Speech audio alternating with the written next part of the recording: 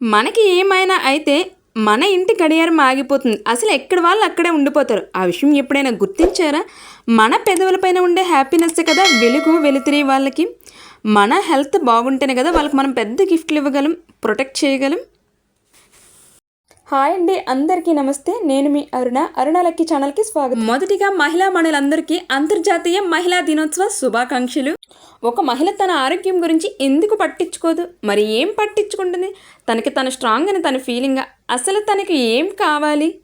పిల్లలు హెల్దీగా ఉండాలి, హస్బెండ్ స్ట్రాంగ్గా అండ్ స్మైలీ ఫేస్తో ఎల్లప్పుడూ ఉండాలి, ఇంటి పనులన్నీ తన చేతులతో తనే చేసుకోవాలని తన కోరికలు. ఇలాంటివి ఇంకెన్నో కోరికలు మహిళల బుర్రలో మెదులాడుతూ ఉంటాయి కదా. ఫ్యామిలీని పిచ్చిగా ప్రేమించడం అనే వలలో పడిపోయి మనిషిలా కాకుండా మిషన్లా వర్క్స్ చేస్తున్న చాలామంది మహిళలే ఉంటున్నారు. అసలు వాళ్ళకి హాస్పిటల్కి వెళ్ళాలి, చెకప్ చేయించుకోవాలి అనే ఏమైనా గుర్తు ఉంటుందంటారా? ఓ మహిళ, ఇంటిని చూసుకుంటావు, భర్తని పిల్లల్ని కంటికి రెప్పలా చూసుకుంటావు, అత్త మామలని చూసుకుంటావు, అడిగింది వండి పెడతావు. బట్ నీ ఆకలి ఆరోగ్యం సంగతి ఎందుకు మర్చిపోతున్నావు? పొద్దున్న లేచినప్పటి నుంచి బాడీ పెయిన్స్ ఉంటాయి. ఆ నొప్పులన్నింటినీ పక్కన పెట్టేసి లంచ్, స్నాక్స్, బ్రేక్ఫాస్ట్ అన్నీ ప్రిపేర్ చేస్తాం. కనీసం ఆ నొప్పికి టీ ఆర్ కాఫీ తాగడానికి కూడా ఖాళీ ఉండదా? అంతేకాకుండా 2 సిజేరియన్లు అయ్యి కాసేపు నడుము వంచితే నరకంలా అనిపిస్తుంది. అవన్నీ పక్కన పెట్టేసి పిల్లల స్కూల్ డ్రెస్సుల దగ్గర నుంచి ఎలాంటి పనులున్నా కూడా మిషన్లో పరిగెట్టి పనిచేస్తాం. ఇవన్నీ కాకుండా జ్వరము, జలుబు, నోరంతా చేదుగా ఉంటుంది, నీరసం కంటి నిండా కమ్ముకొని ఉంటుంది. అయినా ఇంటి పనులకి సెలవు పెట్టడానికి కూడా కుదరదు కదా నీకు. ఇంకా వర్కింగ్ ఉమెన్ సంగతి అయితే చెప్పాల్సిన అవసరమే లేదండి. ఆఫీస్కి వెళ్ళే దారిలో ట్యాబ్లెట్ వేసుకొని ఉద్యోగం చేస్తున్నారు. చదువుకున్నా చదువుకోకపోయినా ప్రతి ఇంటి ఇల్లాలి కదా, ఇదే కదండి. అప్పటి రోజుల్లో చదువుకున్న కోడలు వస్తే సమాజం బాగుంటుంది, కుటుంబం అంతా చదువుకున్న వాళ్ళు అవుతారని పెద్దలు అనేవారు. ఆ మాట పక్కన పెడితే కుటుంబ సభ్యులందరినీ కంటికి రెప్పలా కాపాడుకుంటారు ఇల్లాళ్ళు అని. 190 మంది మహిళలు ఏదో ఒక నొప్పిని భరిస్తేనే ఇంటి పనులు చేస్తున్నారు. విటమిన్స్ డెఫిషియన్సీ అవ్వచ్చు, బ్లడ్ తక్కువగా ఉండడం అవ్వచ్చు, మోకాళ్ళ నొప్పులు అవ్వచ్చు, బోన్స్ ప్రాబ్లం, షుగర్, థైరాయిడ్, తలనొప్పి, ఇంకా 35 ఇయర్స్ లోపే గర్భసంచులు తీసేస్తున్నారు. క్యాన్సర్ సంగతి అయితే చెప్పాల్సిన అవసరమే లేదు. అలా అని చెప్పేసి మన ఆరోగ్యానికి మనమే జాగ్రత్తలు తీసుకోవాలండి. ఎలాంటి నొప్పులనైనా ప్రతి మహిళ కూడా పర్లేదులే, రేపు చూసుకుందాం, రేపు చెక్ చేయించుకుందాం అని పోస్ట్పోన్ చేస్తూ ఉంటాము. పిల్లల్ని, భర్తని, పెద్దవాళ్ళని అంత జాగ్రత్తగా చూసుకునే మహిళ తన ఆరోగ్య పరిస్థితిని ఎందుకు అనగదొక్కుతుంది?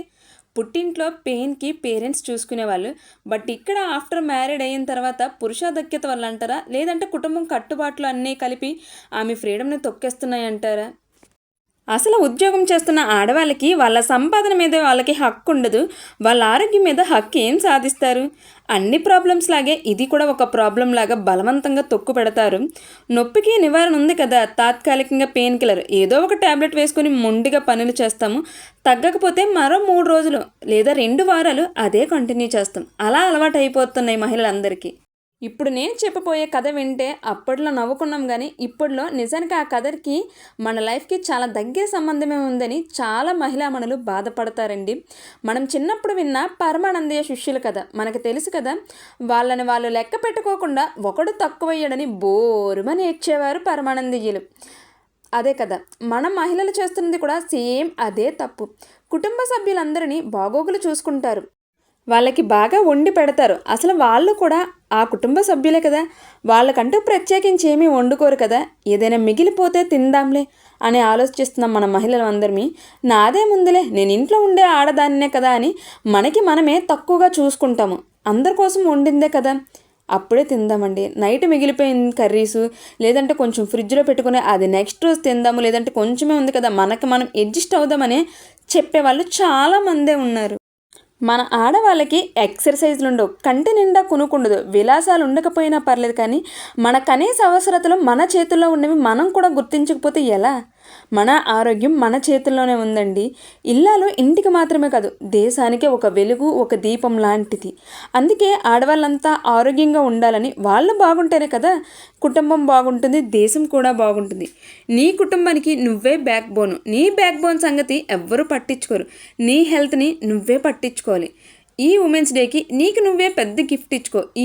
నీ ఆరోగ్యమే మన ఫ్యామిలీకి మహాభాగ్యము. మహిళలు ఆరోగ్యంగా ఉండాలంటే రోజు లేచిన వెంటనే పనుల వెంట పరిగెత్తడం కాకుండా తన శరీరానికి కాస్త సమయం ఇవ్వాలి. కొంచెం హాట్ వాటర్, ఎక్సర్సైజ్ లాంటివి, మెడిటేషన్, యోగా ఒక టైంకి అలవాటు చేసుకోవాలి. బ్రేక్ఫాస్ట్ కూడా టైంకి చేసుకోవడమే అలవాటు చేసుకోవాలి. ఇలా చేయడం అనేది మన స్వార్థం కాదు, ఆమె ఆరోగ్యం. ఆవిడ ఆరోగ్యం బాగుంటేనే కదా ఫ్యామిలీ బలంగా ఉంటుంది. ఆడవాళ్ళకి కావాల్సింది ప్రేమగా చూసుకోవడం ఒక్కటే కాదు, ఫ్రీడమ్ కూడా ఇవ్వాలి. అంతేకాకుండా రెస్పాన్సిబిలిటీస్ అన్నీ ఆవిడ చేతిలో పెడతారే, at the same time respect కూడా ఇవ్వండి. తన కళలన్నిటినీ పక్కన పెట్టేసి కుటుంబాన్ని, ఇంటిని చక్కదిద్దుతుంది. వాల్యుబుల్ గిఫ్ట్స్ ఇవ్వకపోయినా పర్లేదు, ఇంట్లో ఆవిడకి కొంచెం ఎక్కువ వాల్యూ ఇవ్వండి. ఫ్రీడమ్ లేకపోతే ప్రేమకు అర్థం ఉండదు. రెస్పెక్ట్ లేకపోతే జీవితం సంతోషంగా కూడా ఉండదు. మీ ఇంటి ఇల్లాలకి గౌరవించడం, ఫ్రీడమ్ ఇవ్వడం అదే నిజమైన కుటుంబ బలం. మీరు మీ ఇంటి మహిళలకు ఇచ్చే పెద్ద గిఫ్ట్ కూడా. అండ్ మహిళలే శక్తి, మహిళలే సృష్టి. కుటుంబాన్ని నిలబెట్టేది ఆమె, సమాజాన్ని ముందుకు నడిపేది కూడా ఆమె, దేశానికి దిశానిర్దేశ చేసేది కూడా ఆమె. ప్రతి రంగంలో కూడా తన ప్రతిభను చాటుతూ భారత మహిళల ప్రపంచానికి స్ఫూర్తిగా నిలుస్తున్న ఎందరో మహిళలకు ఆమె కలలు పెద్దవి, ఆమె సంకల్పం అజేయం. మహిళా మండలందరికీ అంతర్జాతీయ మహిళా దినోత్సవ శుభాకాంక్షలు. వీడియోని ఎండ్ వరకు చూసినందుకు థ్యాంక్ యూ సో మచ్ అండి. అలానే ఇది మీ ఫ్రెండ్స్ అండ్ ఫ్యామిలీ మెంబర్స్కి, మీ రిలేటివ్స్కి, మీ కజిన్స్కి అందరికీ కూడా షేర్ చేయండి. లైక్ చేసి సబ్స్క్రైబ్ చేసుకోండి.